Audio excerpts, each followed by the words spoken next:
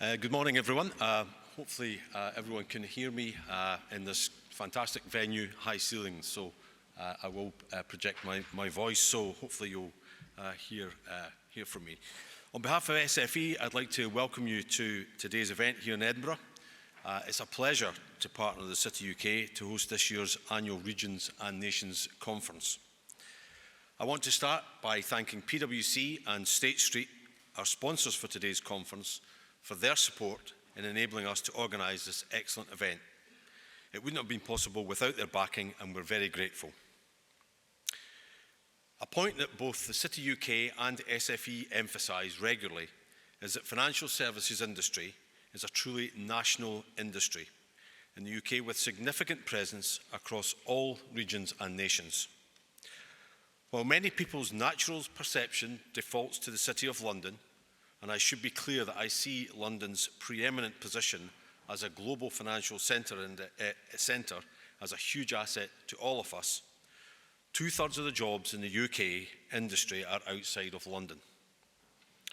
The TheCityUK do a great job to research and analyse the shape of the industry across the country, detailing how many jobs in constituencies across the UK rely on the success of financial and professional services, and the contribution it makes to our economy at both a national and local level.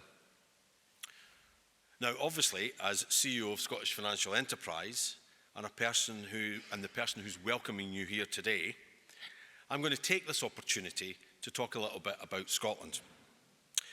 Our industry sustains over 145,000 jobs here in Scotland. We're the second largest private sector employer. We contribute around 14 billion GVA to the UK economy, and we're the largest contributor to the Scottish economy. Edinburgh and Glasgow sit at numbers 27 and 42 respectively in the Global Financial Centre Index, the second and third highest positions in the UK.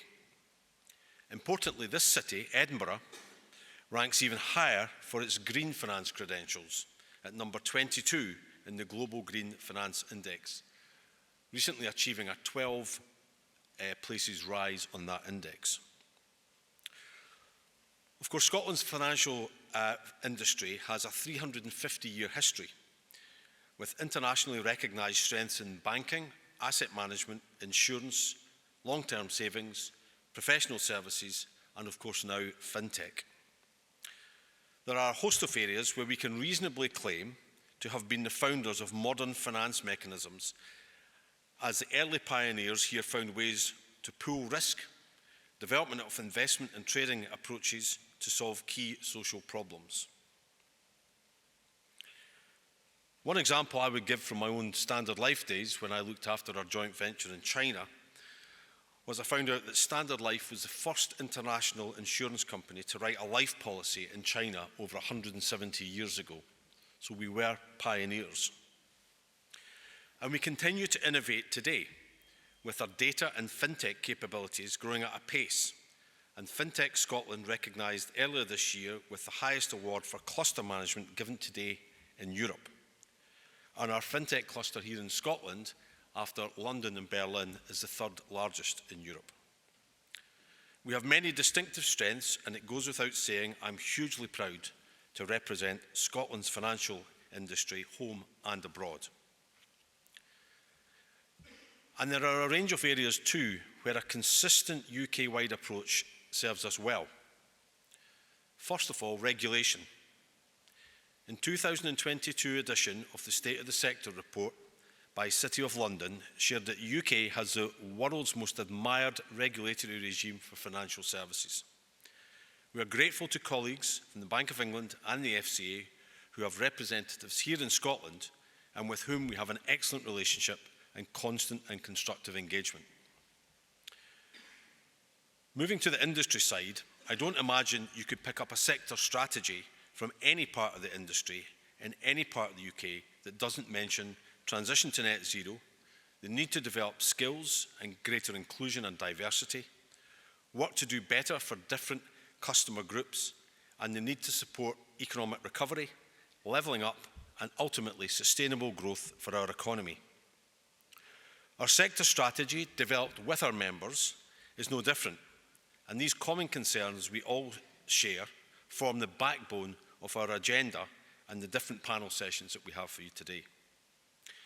If I can talk about one example that's close to my own heart, let me focus on skills and inclusion.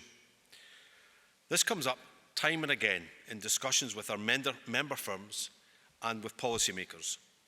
Even if the local approach may need to vary, as education is a devolved matter, the core challenges and opportunities are the same, and it makes no sense to duplicate efforts when we can work more effectively together on common solutions and a consistent narrative. Our Skills Action Plan, which was published earlier this year and endorsed by the Scottish Government, highlighted that in Scotland we will have approximately 50,000 opportunities over the next 3 years in our sector in Scotland. These are predominantly good quality, high wage jobs.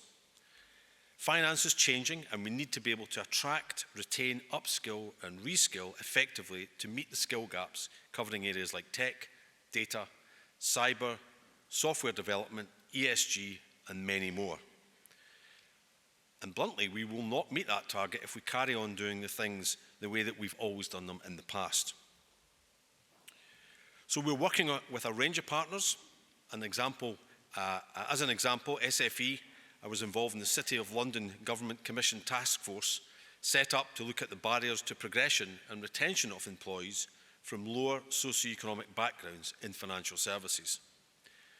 It's an area I've personally championed for many years. We have expertise to share and also areas where we can learn and improve.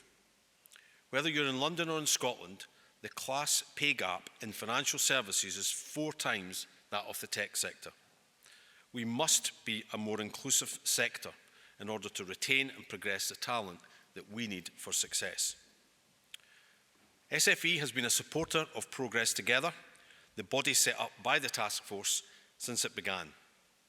We want to encourage, enable and empower the sector to improve socioeconomic diversity. This cause is vital to the future success of our sector right across all regions and nations of the UK. And in a similar vein, we've been delighted to collaborate with the Financial Services Skills Commission, Investment 2020, Future Asset, Enable Scotland, Intercultural Youth Scotland, and Developing Young Workforce and more. This is a scale of common purpose and collaboration that we need if we're going to successfully change societal perceptions of our industry and attract more people from all backgrounds into our industry, with the benefits that provides us for the communities in which we operate in. We have also here in Scotland challenged the further and higher education sector. We've shared our plans with them and we've asked how they're going to respond to the 50,000 opportunities that we're going to have over the next few years. And how are they going to respond with pace and engaging with the sector? I'm passionate about this because I know the difference it can make when we get it right. Of course, on an individual level, it's hugely important in people's lives. But also, if Scotland and the UK is to continue to innovate and pioneer new solutions in the way it has done continually for the last 350 years, it needs to successfully attract and retain talented people from every community to do what we've done successfully in the past, and empower and inspire them to lead the way in solving these global and societal challenges of our time. I'd like to encourage you all to have that level of ambition in your heads throughout the conference today. The TheCityUK and SFE teams have assembled a superb range of speakers and panellists from the industry, from government and from other stakeholders. Make the most of this opportunity to hear from them and engage in these vital topics. So let me start off by introducing our next speaker, one of the most influential figures in Scottish and UK financial services. Dame Anne Richards is the Chief Executive of Fidelity International and the Chair of TheCityUK.